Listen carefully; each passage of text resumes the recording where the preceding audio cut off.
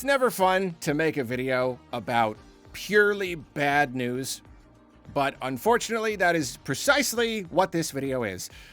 Bad news. According to an internal memo shared with GameStop employees, Nintendo has stopped producing the Mario Kart World Switch 2 bundle. Technically speaking, you probably can't call this 100% confirmed because Nintendo themselves have not necessarily confirmed it, but like if anyone's gonna know what SKUs are available to buy and which ones are going to be restocked, GameStop would probably know. And this was a corporate memo. This very much seems legit. It seems that now that the holidays are just about wrapped up, Nintendo is no longer going to be producing that bundle, which, you know, it's bad news. It certainly is, because that bundle, it was really important.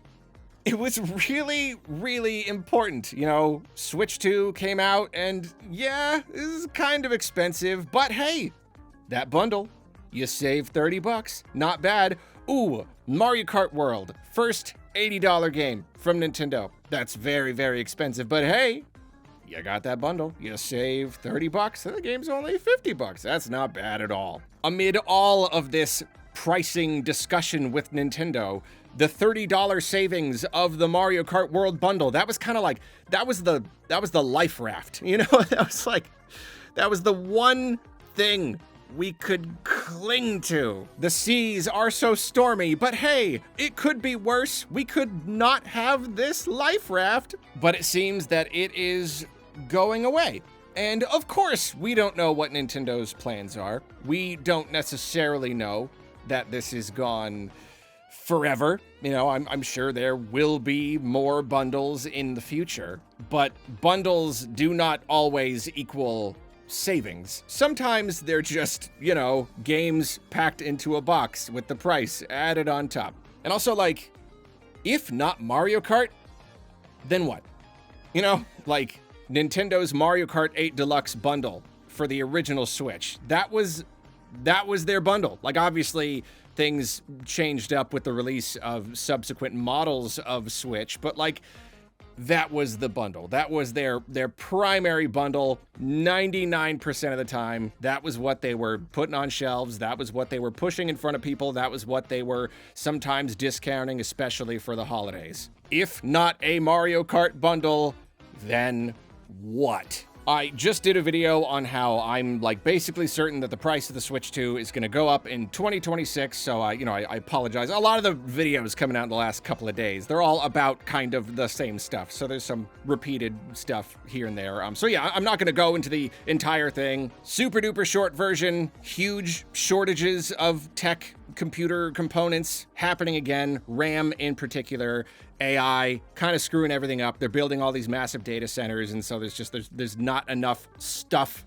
to go around. That is going to impact the entire tech industry. Prices are going to go up across the board, and these shortages and resulting price increases are going to hurt the lower to mid-range devices in particular, because the margins are already thinner, and the Switch 2 absolutely lands in that category. And no one really knows what their margin is for the Switch 2. Nobody knows exactly how much money they are making per unit, but analysts have speculated that it can't be that much because the Switch 2 is packing a pretty good amount of power. Nintendo, they focused on performance probably more than they have in several generations. And the Switch 2 is more expensive than the original Switch, but it still offers an okay value considering what it is capable of. So it's possible that they're really not making that much money on it at all. And as we're always talking about, Nintendo likes to make money on hardware. It's kind of their thing. I don't know why. It's like their MO. If we are selling hardware, we are making money with the hardware. We're not going to sell it at a loss or at cost and just make it up with game sales. No, we're making something with these hardware units. So if prices go up across the board, if suddenly it is much, much harder to get RAM for this thing at a good price, or even other components as well, just like chips, chips are a little hard to come by times like these. Really any kind of component that could potentially be used in an AI data center. If the prices go up, the margins shrink, and Nintendo will respond with price increases. They simply will. They are aware that they can't price their customers out of the Nintendo ecosystem entirely, but they are going to do everything they can. If they have an idea of like where that line is, they're gonna get as close to that line as they can possibly go. They're gonna get their toes right up on it. I do want to mention real quick, I forgot to talk about this in the video that I did on how I think the prices are gonna go up. We do have to consider that Nintendo has very likely stockpiled. They wanted to make sure that they could meet demand easily for the Switch 2's launch, so they produced way more units than they ever have before for the launch of anything, and then especially with all the tariff stuff going on, there's this idea that they may have produced extra units and stockpiled them in warehouses. And considering what's going on in the tech world, it is possible that they have stockpiled components as well. If they're like, this is going to be how we build our Switch 2 for the next, 2-3 years until the inevitable upgrade comes, the Switch 2 Pro. Oops, sorry, I said it. I said the cursed name.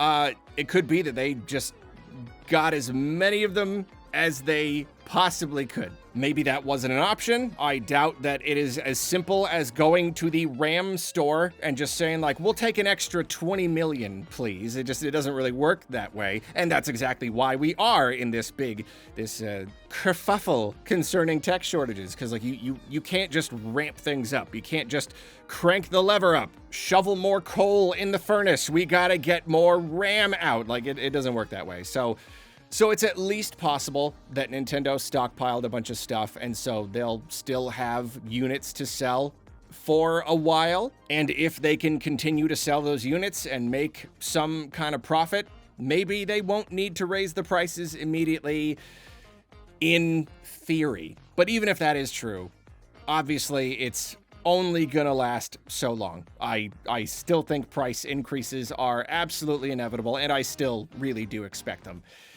in 2026. And if that is true, to circle back to the point of this video, I think that discontinuing the bundle is kind of like a soft way to increase the price. It's a soft price increase, like before you raise the price, you eliminate the savings. You eliminate the way that some people were able to circumvent the regular MSRP of these items sold separately. You make it so that, if you want to Switch 2, you're gonna pay $450. If you want Mario Kart World, you're gonna pay $80. Or, regional equivalent. I could be wrong. Discontinuing the bundle could have always been the plan. Like, that could have just been their year one bundle. Let's give them a good bundle with a little savings, just to really rocket boost the thing out the gate, give it a really good launch, and rocket straight into holiday season #1 and beyond. And then after that, discontinue the bundle and just sell things normally. I just got done recording the video about how the Switch 2 has not rocketed its way into this holiday season. It fell with a little bit of a thud. Well, not a thud, it's scraping, like there's some juice in the booster, but it's kind of scraping on the pavement a little bit. But still, discontinuing the bundle after the first holiday season, it may have always been the plan, but I wouldn't be surprised if this was a response of sorts. I would not be surprised if discontinuing the bundle, eliminating the savings, was their first soft price increase. Because the bundle was very widely available. Like, most people who bought a Switch 2 over the last 6 months bought that bundle. Most of them got that savings. So yes, this is kind of effectively a price increase. And maybe that was always the plan. That could have been part of the plan too. We give them the savings until we can't give them the savings anymore. Whatever the case though, yeah, it is unfortunate. That is going to make Mario Kart World definitively an $80 game. That Life Raft is, I mean, what even happens to a life raft? It can't sink. It's broken. Struck by lightning, perhaps. Or maybe just like floating away. That's probably, like, it slips out of your hands. You just, oops, there goes my life raft. That's probably something that could happen to a life raft. Or stolen by a playful but forgetful octopus.